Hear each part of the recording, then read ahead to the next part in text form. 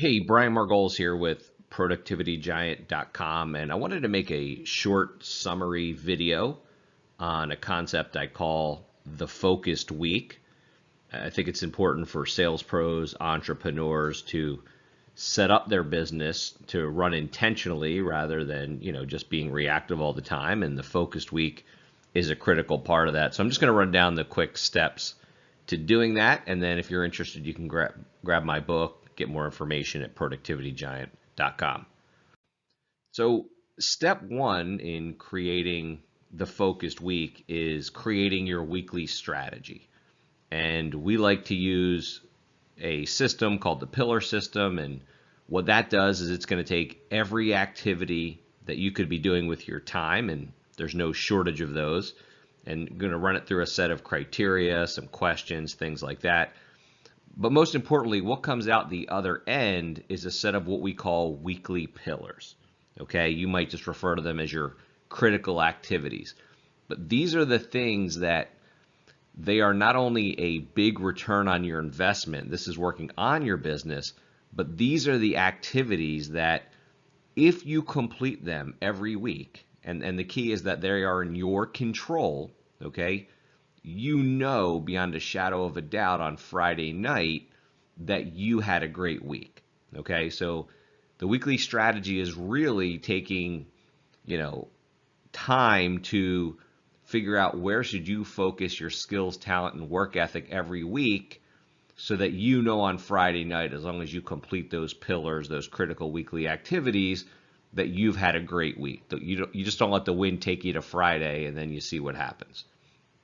The second step now is we've got to hit your weekly pillars or those critical activities, right? Which is not easy when you're running a business. All the stuff coming at you, emails, text, phone calls, meetings, whatever it is. And so the next critical step is you've got to mold and batch your calendar. And let me talk about molding first. When you think about a mold, okay, look, the wind is going to take you to Friday, and it's going to be raining all week. All right, it's going to be raining all week. You're going to show up soaking wet, no matter what you do.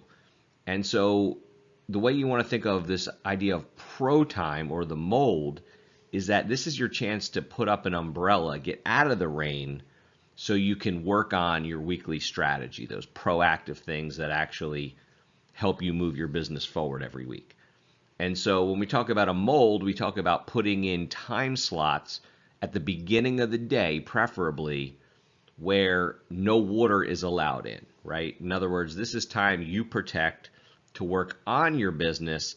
Everything else, all the reactive stuff, the appointments, can only go in other places. So you mold out your calendar with pro time. And then as far as the rest, you want to make sure you're batching similar things. So you want to have, if you're going to have meetings or clients or whatever it is you do, you're going to want to batch similar things throughout the day and have certain days maybe where you don't have pro time. You can be out in the field all day if you need to, whatever that is. So you want to think about molding your calendar for your pro time to work on your business, to hit your weekly critical activities or your pillars. And you want to think about batching everything else so you can minimize switching costs. You're not stopping, starting all day. The next thing you want to do to set up your focused week is you need a template to actually plan your week. Okay, you've got to plan your week before it starts. Now, this just happens to be a screenshot of the system I teach at my website and on the book, in the book.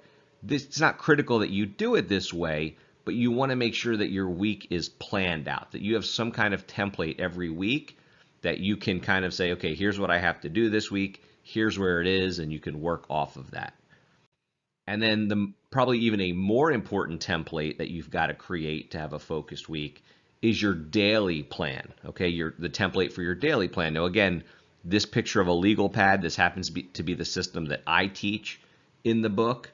Okay, or your calendar for the days on the left. You have 3 columns of activities, etc. And you kind of, start the first thing. You don't start the second thing till you're done the first, so on and so forth. But you need a template to plan your day. Look, if there is one open secret of success, it is planning your day and working your plan. I'm not saying you're going to be perfect, But here's what I can tell you. When you don't plan your day, you give yourself more work to do than necessary. And then finally, as far as execution tips, right? When you do have pro time, when you are working on your business, couple of things to make sure you're actually achieving or hitting your weekly strategy, hitting your pillars. The first thing we talked about batching, but one of the things you also want to do is you want to reschedule to keep those batches together. Meaning, if you wind up with island meetings or calls or things like that, don't be afraid to reach out to someone and say, "Hey, look, I know we're scheduled for 2:30 on Thursday. I can still honor that, but if you have any flexibility, do these two other times work for you?" You'll be amazed how often people have no problem just going, "Yeah, this one works or that one works," and you can keep your batches together. Number two, use a timer. Okay, just a simple desk timer, big digital numbers. Do not use your phone. Okay, you will be amazed at what you can get done in a focused 30 minutes, in a focused 60 minutes. Look, I believe we overestimate what we can do in a week or a day. I think we underestimate what we can do in a concentrated hour. All right, so use a timer to focus, to get things done. It's amazing the psychology behind it. Number three, you've got to work in airplane mode. When you are working on your business, your phone needs to be in do not disturb mode. Okay, your email needs to be closed with notifications off. Now, if you happen to need your phone or email, that's fine. When you can still make calls when you're in do not disturb mode. You're just not getting random calls, and you can always set emergency numbers to get through, not a problem. When it comes to email, you simply, if you need to send emails as part of your pro time, you simply want to put your Outlook or whatever you use in offline mode. So no new emails are coming in. You can work, send the emails, whatever, and when you go back online, it will send all those emails out. Next, you want to have if-then rules for pro time. Look, are there ever exceptions to giving up time during your pro time? Yes, there are, but they are truly that. They're just exceptions. But when they are, you simply have if-then rules. If I have to give up, an hour of pro time or 2 hours of pro time, then I add 2 hours, to a future pro time slot. And the next time you have availability, you do that. All right, so you just put in those if-then rules. And then finally, you've got to set up your environment to win. I am not going to go down this path too deeply, but you want to have the game won before you even start. It's kind of like the idea of eating healthy where, look, if you don't even keep the stuff in your house, you're not going to eat it, okay? So you want to set up your environment to minimize distractions, to be motivational, to have everything you need, to make the things you need to do easy.